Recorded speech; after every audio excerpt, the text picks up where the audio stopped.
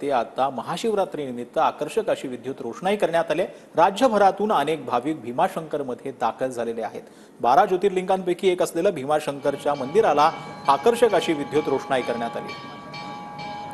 आपले प्रतिनिधी सुनील ठाकरे जे आहेत ते आपल्यासोबत लाईव्ह जोडले गेलेले आहेत। सुनील, भीमाशंकर मधलं वातावरण अत्यंत आनंदाचं झालेलं आहे, कारण की महाशिवरात्र जी आहे ती शिवभक्तांसाठी अत्यंत शुभ मानली जाते आणि या दिवशी शिवशंकराचं दर्शन घेण्यासाठी मोठ्या संख्येने भाविक जे आहेत ते भीमाशंकरमध्ये येत असतात। सध्या मंदिरामध्ये काय वातावरण आहे आणि कशा पद्धतीची तयारी जी आहे या महाशिवरात्रीनिमित्त करण्यात आली? सुनील,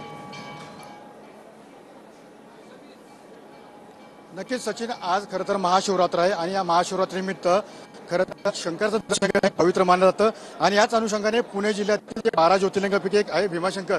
या भीमाशंकर मंदिरामध्ये सध्या भाविकांची गर्दी आपल्याला पाहायला मिळते।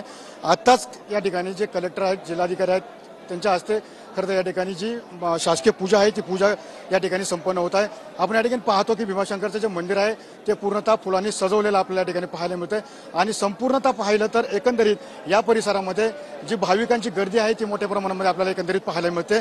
शंकराचा जय जयकार करत अनेक भाविक सध्या भीमाशंकर येथे दाखल झालेला आहे। रात्री 12 वाजल्यानंतर खरं तर या ठिकाणी जे भाविकांची संख्या आहे ती सुद्धा या ठिकाणी वाढताना आपल्याला पाहायला मिळणार आहे। एकंदरीत उद्या दिवसभरामध्ये जे राज्यभरातून जे आणि देशभरातून अनेक भाविक आलेत, ते भाविकांची मोठी गर्दी या ठिकाणी खरं तर आपल्याला पाहायला मिळणार आहे। नक्कीच सचिन,